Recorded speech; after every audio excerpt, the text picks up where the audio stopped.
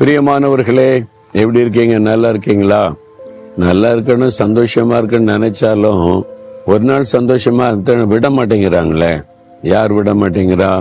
சுத்தில இருக்கிறவங்க தான் நமக்கு ஏதாவது பண்ணிட்டே இருக்காங்க, டிஸ்டர்ப் பண்ணிக்கிட்டே இருக்கிறாங்க.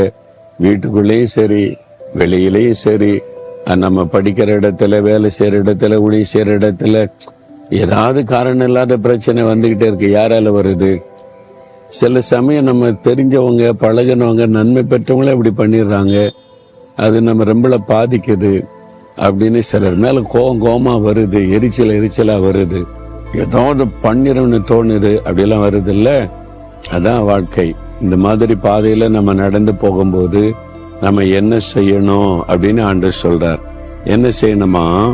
ரோமர் 12:21 ஆண்டவருடைய வார்த்தை சொல்லுகிறாரு, நீ தீமையினாலே வெல்லப்படாமல் தீமையை நன்மையினாலே வெல்லு. நீ ஜெயிக்கணும், இந்த பிரச்சனையில ஜெயிக்கணும். உனக்கு தீமை செய்யறாங்கல்ல, பதில் தீமை செய்யணும்னு நினைக்கிற தோணுதில்ல, பழி வாங்கிடணும், அவங்களுக்கு அப்படி நடந்துடணும், பல்லு கடிக்கிறாங்க இல்ல, அப்படி இல்ல.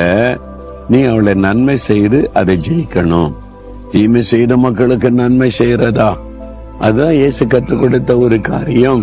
தீமை செய்யறவங்களுக்கு நன்மை செய்யுங்க. இயேசு ஒரு குற்றமும் செய்யல, ஜனங்களுக்கு நன்மை செய்தார்.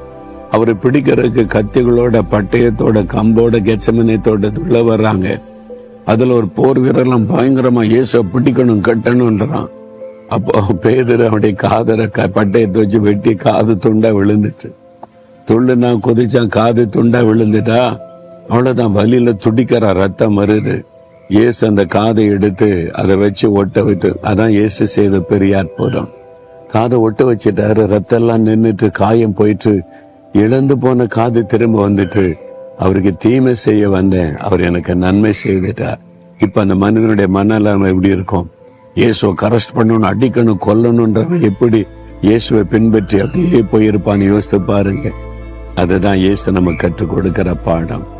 ஒரு சமயம் பாருங்க, ஒரு பொய்யான குற்றச்சாட்டை சொல்லி, என்னை பற்றி ஒரு தவறான காரியத்தை சொல்லி, நான் ஏமாத்திட்டேன், வஞ்சித்தேன்னு சொல்லி ஒரு பெரிய கூட்டத்தை ஒருத்தர் கூட்டிட்டு வந்துட்டார் வழக்கு பேசுறதுக்கு.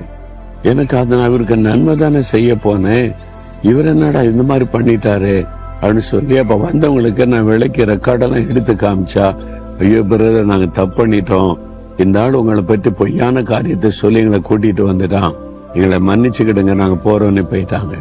என்னை அவமான